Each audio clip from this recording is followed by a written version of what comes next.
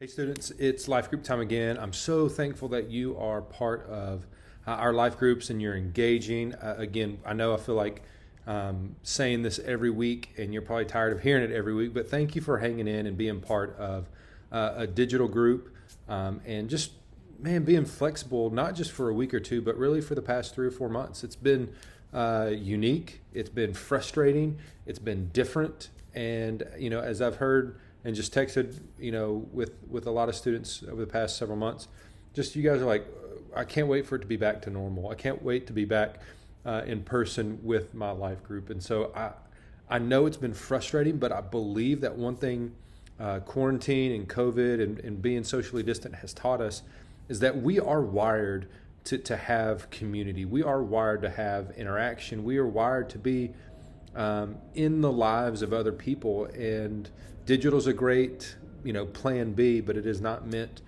for long term, and it's not meant it's not how we're meant to engage. We're meant to engage life on life and kind of in each other's space. And so, thank you for being flexible. Thank you for stepping into that. Even if you are doing it with frustration, I get it. I really do. It is weird for me to not see everybody. It's weird for me to not just see you guys talking with one another and doing your thing. It is weird for me. And so I look forward to the day where we're able to see each other. Hey, real quick at the beginning, I want to say this, and then we're going to jump into kind of our passage Wednesday. This Wednesday, we're not having a midweek message because our church is doing something fun for families. And so we've got 2 times next Wednesday from 10 a.m. to 11 a.m. and from 6 p.m. until 7 p.m. That's our normal midweek message slot at 6 p.m.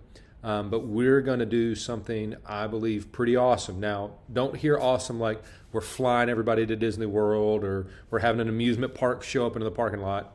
Think maybe smaller scale than that. But I still think it's pretty cool.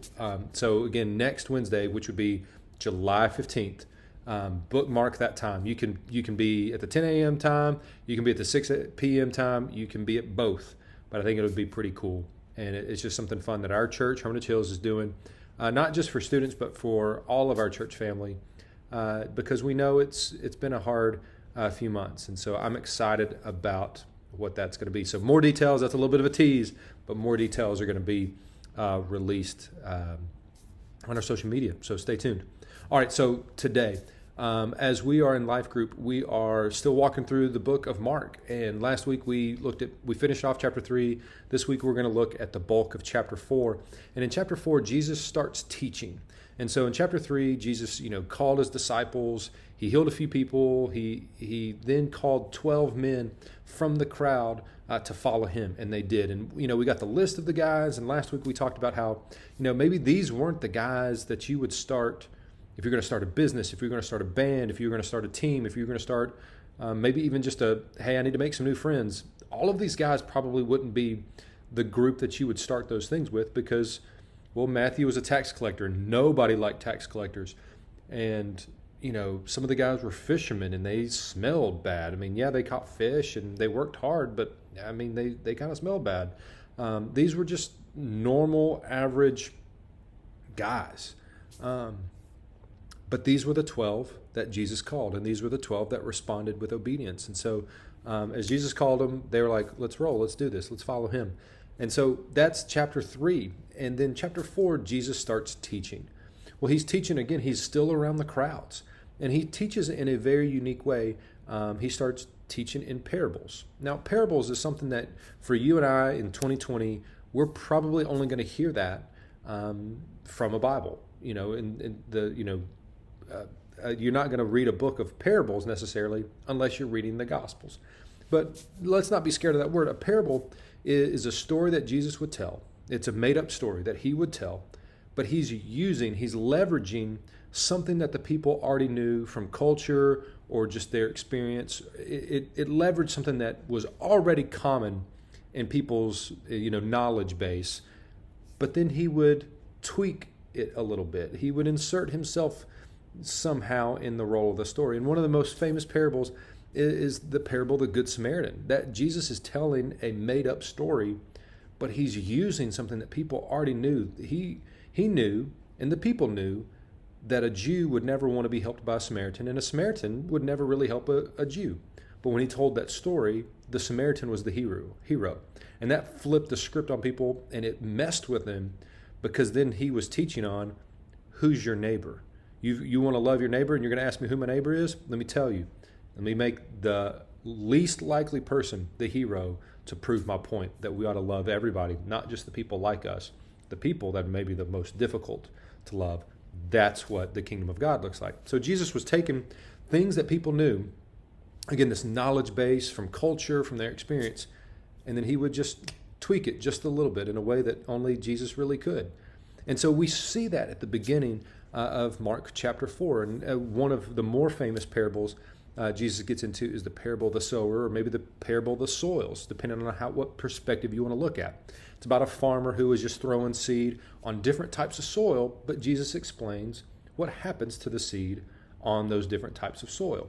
And so as he's telling those stories, or the parables, at one point the disciples are like, hey, help us. We don't fully get it. And so Jesus then walks them through, hey, here's what I meant when I was talking about those 4 types of soils. And we see that in the middle part of Mark chapter 4. And then we get to a couple more parables before the end of our time. And so I'm going to give you guys time to read that. I know it is maybe a lot, because it's, maybe it's 30 verses. But one, that's really not a lot. That won't take that long to read it, and especially if you read it in chunks and kind of, eat it in bite-sized. But again, as we think parables, again, it's a story to teach a lesson. And so we do things like that all the time. We say, I'm so hungry, I could eat a horse. Well, of course, you and I probably aren't going to go eat a horse. And if we were going to eat a horse, we by no means could eat all of the horse. What we're saying, obviously, is I'm really hungry. And so maybe there's some really funny ones that maybe your family has, or your parents, or maybe your grandparents have said. Trace and I used to work with a guy when we met, and then when we were dating. If you're in Tracy's life group, she can probably tell you a little more of this story. But he would always have, crazy little sayings and things like that, or phrases, and we'd just kind of be like, Jeff, what in the world do you mean by that? Like one that it sticks out in my mind. He's like, man, there's so many people in that room, you can't hang a monkey from the rafters.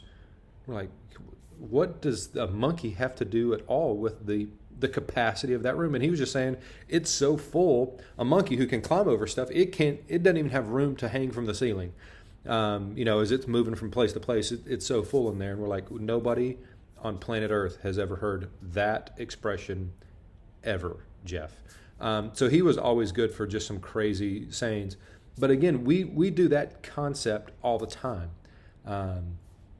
By taking something that people know, a horse is big, I'm so hungry I could eat a horse, you must be really hungry.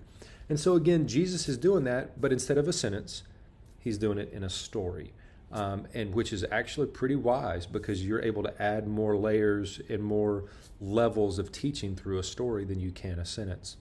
And so as we look at the parable of the sower, or the soils, as we look at the parable of the seed, or the parable of the mustard seed, there's a lot of agricultural themes here, but again, this was a farming community, and so they knew that very well. And so again, dive into it. Look for 3 main things. What is this telling me about God? How is this parable pointing me to Christ? And then what needs to change in me? Is it an attitude? Is it a behavior? Is it do I need to respond to the Lord? Is there something in my heart that I need to turn from? And so as Jesus teaches through these parables, ask yourself those questions. Where's God in the story? Because he's going to be in there. How is this pointing me to Christ? And what needs to change in me, in my life? And so have a fantastic life group. Again, Wednesday, 10 a.m. or 6 p.m. You're going to want to be part of that. It's something for the family. You can invite friends. We're going to have fun. Again, it's not Disney, not the fair coming to the parking lot, but I think you'll like it. Trust me as much as I'm wearing plaid. You can trust that. All right. Hey, have a great weekend and have a fantastic time in Life Group. Love you guys.